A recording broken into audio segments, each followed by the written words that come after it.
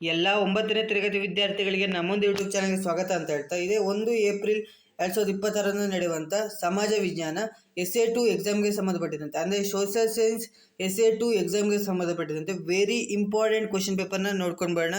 ಇದರಲ್ಲಿರುವಂಥ MCQ ಆಗಿರ್ಬೋದು, 1 marks questions ಆಗಿರ್ಬೋದು, 2 marks questions ಹಾಗೆ 3 ಮಾರ್ಕ್ಸ್ ಹಾಗೆ 4 marks questions, very important questions ಅಂತಾರೆ ಮೇಡಮ್. ಇದಿಷ್ಟು ಕ್ವಶನ್ಸ್ನ ಓದ್ಕೊಂಡು ಹೋದರೆ, ಇದಿಷ್ಟು ಕ್ವಶನ್ಸ್ಗೆ ಆನ್ಸರ್ನ ನೀವು ನೋಡ್ಕೊಂಡು ಹೋದರೆ 100ಗೆ 100% ಪಾಸಿಂಗ್ ಮಾರ್ಕ್ಸ್ ಅಂತೂ ಬಂದೇ ಬರುತ್ತೆ. ಯಾರೆಲ್ಲ ಸ್ಕೋರ್ ಮಾಡ್ಬೇಕಂತಾರೆ ಅವ್ರಿಗೆ ಕೂಡ ಈ ಒಂದು ವಿಡಿಯೋ ವೆರಿ ಹೆಲ್ಪ್ಫುಲ್ ಅಂತಲೇ ಹೇಳ್ಬೋದು.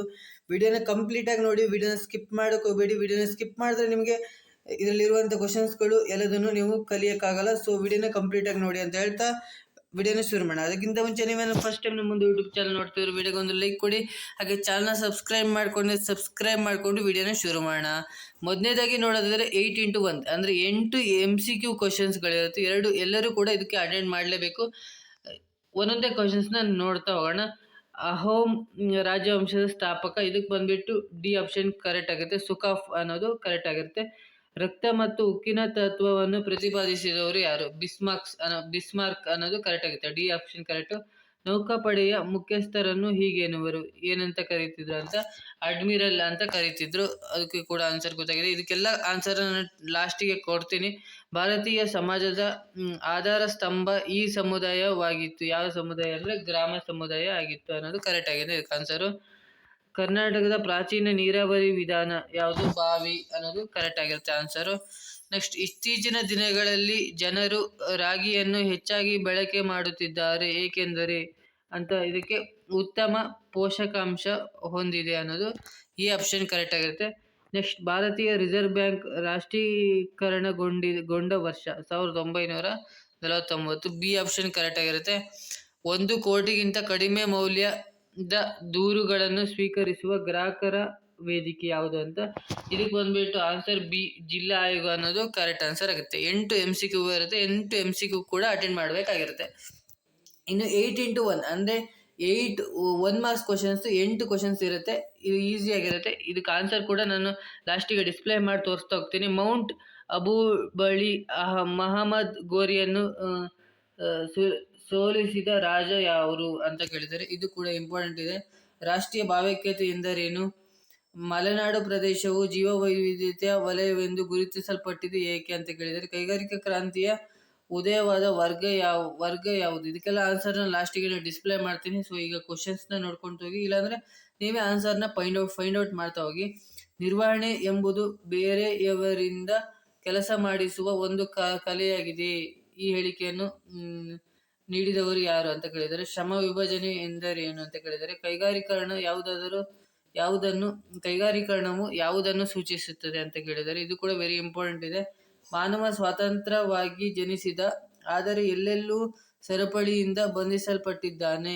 ಈ ಪ್ರಸಿದ್ಧ ಹೇಳಿಕೆಯನ್ನು ನೀಡಿದವರು ಯಾರು? ಈ ಥರದ್ದು ತುಂಬ ಕ್ವಶನ್ಸ್ ಅನ್ನೋದು ಬರುತ್ತೆ ಅಂತಲೇ ಹೇಳ್ಬೋದು.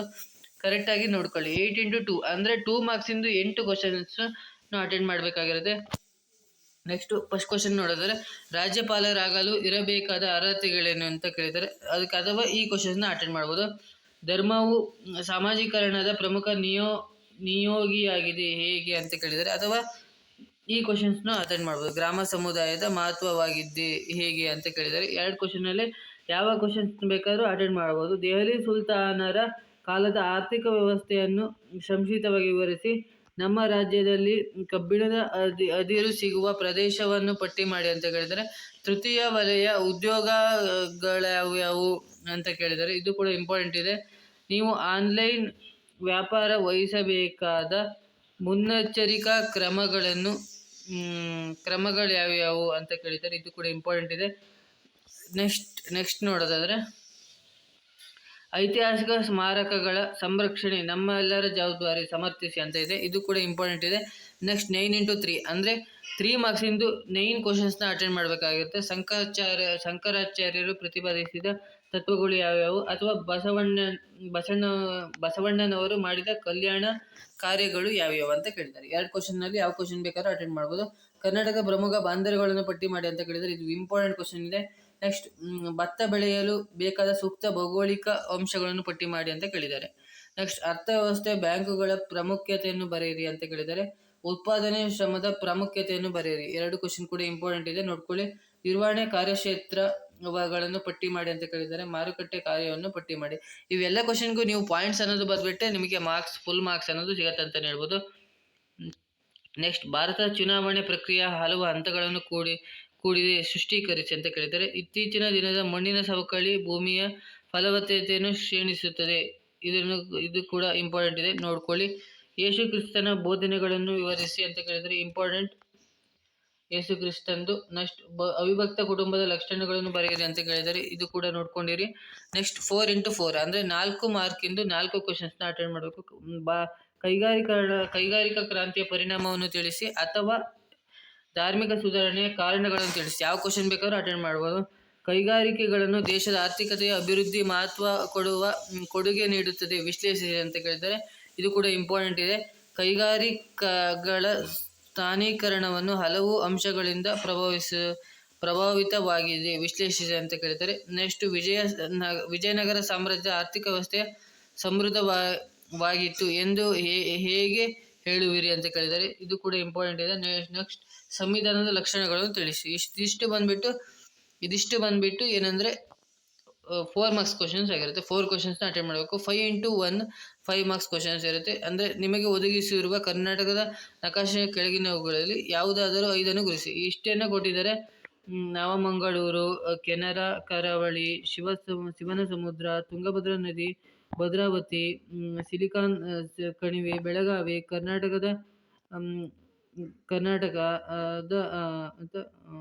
ನೆಕ್ಸ್ಟ್ ಮಹಾತ್ಮ ಗಾಂಧಿ ವಿದ್ಯಾಧರ ಅಂತ ಕೇಳಿದರೆ ಇದಿಷ್ಟಲ್ಲಿ ನಿಮಗೆ ಯಾವ್ದಾದ್ರು ಈಸಿದು 5 ಈ ಕರ್ನಾಟಕ ಮ್ಯಾಪಲ್ಲಿ ನೀವು ಗುರುತಿಸಬೇಕಾಗುತ್ತೆ. ಇದಕ್ಕೆ 5 ಮಾರ್ಕ್ಸ್ ಅನ್ನೋದು ಈಸಿಯಾಗಿ ಸಿಗುತ್ತೆ.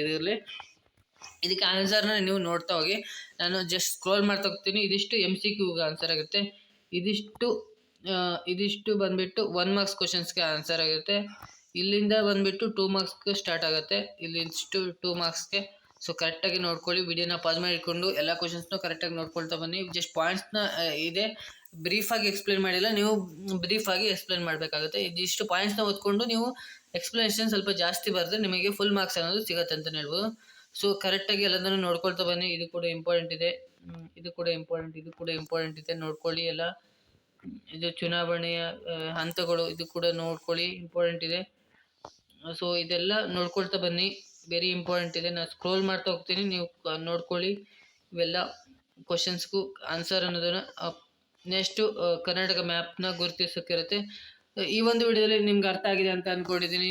9ನೇ ತರಗತಿ ವಿದ್ಯಾರ್ಥಿಗಳಿಗೆ ಸೋಷಿಯಲ್ ಸೈನ್ಸ್ನ Essay 2 ಕ್ವಶನ್ ಪೇಪರ್ ವಿತ್ ಆನ್ಸರ್ನ ಡಿಸ್ಪ್ಲೇ ಮಾಡಿದ್ದೀನಿ. ಇದಿಷ್ಟು ಕ್ವಶನ್ಸ್ನ ಓದ್ಕೊಂಡು ಹೋದ್ರೆ ಪಾಸಿಂಗ್ ಮಾರ್ಕ್ಸ್ ಅಂತೂ 100% ಬಂದೇ ಬರುತ್ತೆ ಅಂತ ಹೇಳ್ತಾ ಈ ಒಂದು ವಿಡಿಯೋನ ಏನು ಮಾಡ್ತಿದ್ದೀನಿ. Thank you for watching.